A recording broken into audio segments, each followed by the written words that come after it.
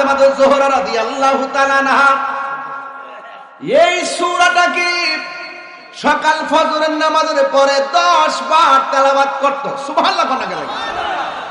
মাগরিবের নামাজের পর 10 বার। আমার নবী বলে ফাতেমা রে, এই সূরাটা কেন বেশি বেশি তুমি সকাল সন্ধ্যা তেলাওয়াত করো? মা ফাতেমা বলে, ইয়া রাসূলুল্লাহ, নবী গো, এই সূরাটারে আমি বড় ভালোবাসি। আমার নবী বলেন, হ্যাঁ ফাতেমা, তোমার মতো যারা এই সূরা ইখলাসটাকে এইভাবে সকাল সন্ধ্যা মহব্বতে তেলাওয়াত করবে, আমি নবী বলে দিয়ে যায়, আমার আল্লাহ তার জন্য জান্নাতে একটা বালাখানা বানায়া দিবে। আমার সাথে এই সূরাটা পড়তে হবে যদি আপনারা আমার ভালোবাসেন।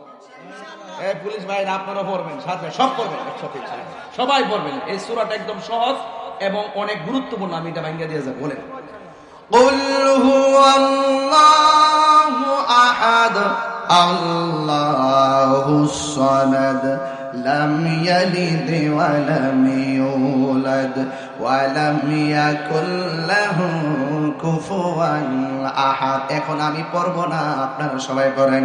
কুল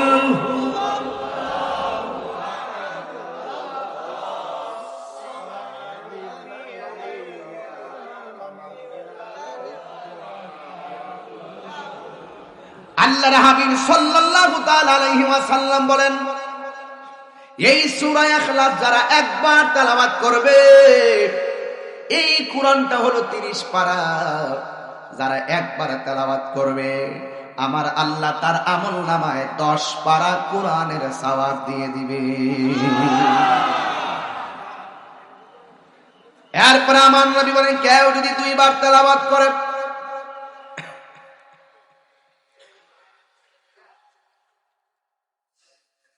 কেউ যদি 2 বার তেলাওয়াত করে, আমার নবী আপনার নবী বলেন, তার আমলনামায় 20 পারা কোরআন তেলাওয়াত করলে যে সওয়াব হবে, আমার আল্লাহ তার আমলনামায় সেই সওয়াব দান করে দিবে।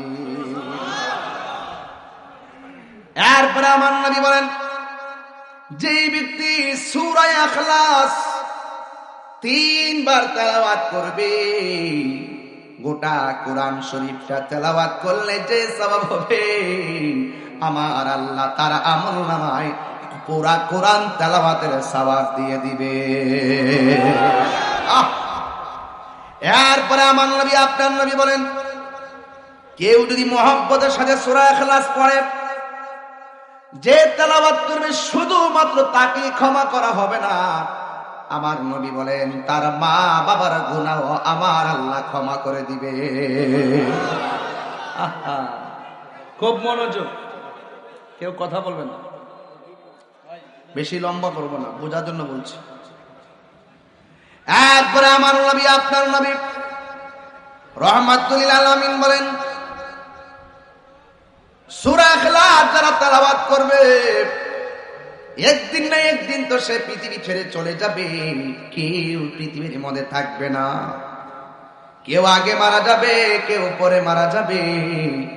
আমার নবী আপনার নবী বলেন, সে যেই দিন মারা যাবে, আপনজন সবাই তার জানাজার ময়দানে শরীক হবে, কিন্তু সূরা ইখলাসকে যারা মহব্বত করে তেলাওয়াত করবে, সে যেদিন মারা যাবে, তার জানাজার ভিতরে শুধুমাত্র সমাজের মানুষ অংশগ্রহণ করবে না, তার জানাজার ভিতরে আসমান থেকে হযরতে জিবরাইল এবং মিকাইল জানাজায় হাজির হয়ে যাবে। আরে বলবে আল্লাহু আকবার। হাই রে করটিয়ার বাবা, এই সূরাটা অনেক ছোট। মা ফাতেমা জোহরা রাদিয়াল্লাহু তাআলা আনহা এই সূরাটা কি সকাল ফজরের নামাজের পরে 10 বার তেলাওয়াত করত। সুবহানাল্লাহ কোন গেল। মাগরিবের নামাজের পর 10 বার। আমার নবী বলে, ফাতেমা রে, এই সূরাটা কেন বেশি বেশি তুমি সকাল সন্ধ্যা তেলাওয়াত করো? মা ফাতেমা বলেন, ইয়া রাসূলুল্লাহ, নবী গো, এই সূরাটারে আমি বড় ভালোবাসি। আমার নবী বলেন, হ্যাঁ ফাতেমা, তোমার মতো যারা এই সূরা ইখলাসটাকে এইভাবে সকাল সন্ধ্যা মহব্বতে তেলাওয়াত করবে, আমি নবী বলে দিয়ে যায়, আমার আল্লাহ তার জন্য জান্নাতে একটা বালাখানা বানায়া দিবে। এই সূরাটা সাধারণ কোন সূরা না, এই সূরাটা হলো এমন একটা সূরা, এটা আল্লাহ পাকের ওয়াহদানিয়াতের শ্রেষ্ঠ দলিল। আল্লাহ রাব্বুল আলামিন বলেন, কুল হুয়াল্লাহু আহাদ আল্লাহুস সামাদ লাম ইয়ালিদ ওয়া লাম ইউলাদ ওয়া লাম ইয়াকুল লাহু কুফুয়ান আহাদ। আল্লাহু আকবার। আল্লাহ রাব্বুল আলামিন বলেন, এ বন্ধু, জাস্ট ইউ সে, আপনি বলে দিন আমি আল্লাহ হলাম এক। জোরে কোন কয়? এ আওয়াজে মানি না, জোরে কোন কয়? আল্লাহ কি দুইজন না একজন? মাজারে গিয়া কি সাজদা দেওয়া যাবে? আল্লাহর সমকক্ষ কি কাউকে মনে করা যাবে? আল্লাহ রাব্বুল আলামিন বলেন, ওয়া ইলাহুকুম ইলাহু ওয়াহিদুন লা ইলাহা ইল্লা হুয়ার রাহমানুর রহিম।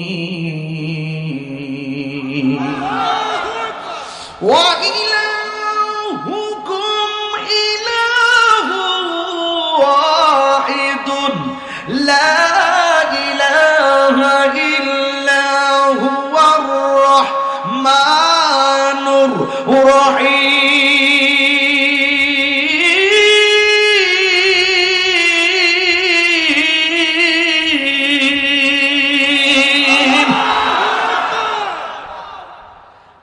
কয়জন? আরে আমি তাহিরি, ঘুম আছে, নিদ্রা আছে, লা তাখুযুহু সিনাতু ওয়ালা নাওম, আল্লাহর নিদ্রা নাই, ঘুম নাই। লাহু কানা ফীহিমা আলিহাতুন ইল্লাল্লাহু লাফাসাদাতা। আল্লাহ ছাড়া আর কোন সমকক্ষ, আল্লাহর সমকক্ষ কেউ আছে? এই জন্য আল্লাহু লা ইলাহা ইল্লা হুয়াল হাইয়ুল কাইয়্যুম, আল্লাহ হলো চিরঞ্জীব সর্বনিয়ন্তা। এই জন্য আল্লাহ বলে, ও বন্ধু, আপনি বলে দিন আমি আল্লাহ এক। আমার নবী হলো আল্লাহর সাক্ষী। আমার নবী বলে, আনা মেরাতুল্লাহ, আমি হলাম আল্লাহ দেখার আয়না। আল্লাহ মানা নবী মানা নয়, নবী মানলেই আল্লাহ মানা হয়।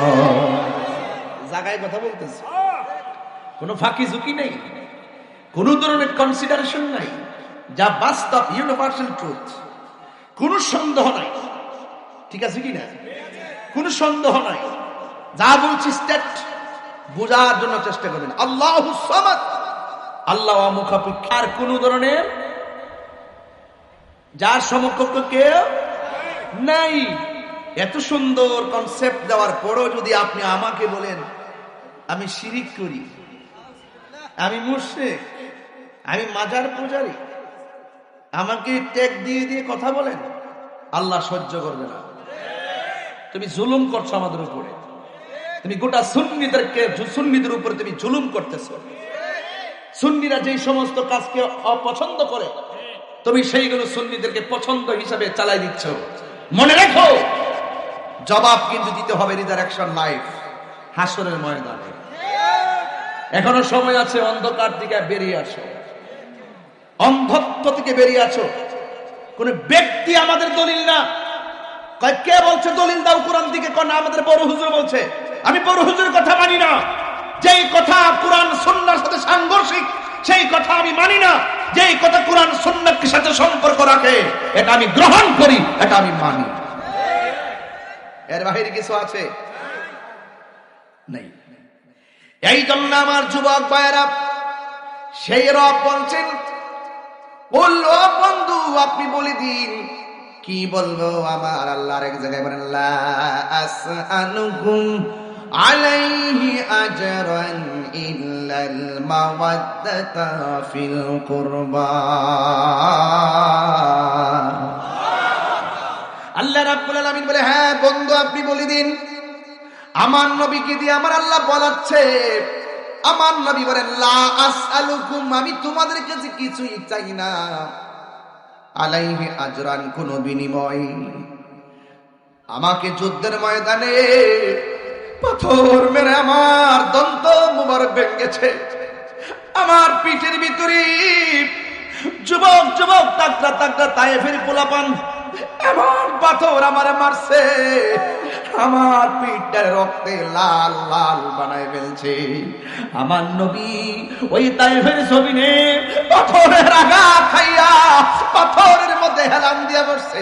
জিবরাইল আলাইহিস সালাম তো ইয়া রাসূলুল্লাহ একটা বার অনুমতি দেন, তায়েফের বড় বড় পাথর দিয়া এই বেঈমানগুলোরে মাটির সঙ্গে মিশাইয়া দেই। আমার নবী বলে ও জিবরাইল, আমি যদি তাদের জন্য অভিশাপ দেই আর তাদেরকে যদি মাটির সঙ্গে মিশিয়ে ফেলো, আমি যে ভীষণ মিশন নিয়ে আল্লাহর দরবার থেকে এসেছি আমি সেটা কিভাবে বাস্তবায়ন করব? আমার নবী কোনো অভিশাপ দেয় না। আমার নবী হেলান দিয়ে যেই পাথরের মধ্যে বসেছেন, আমি যখন আমার আম্মাকে নিয়ে উমরার মধ্যে গিয়েছি এখনো গিয়ে দেখলাম ওই পাথরের ভিতরে আমার নবীর পিঠ মুবারকে রক্ত মুবারকের দাগ মুবারক এখনো লেগে আছে।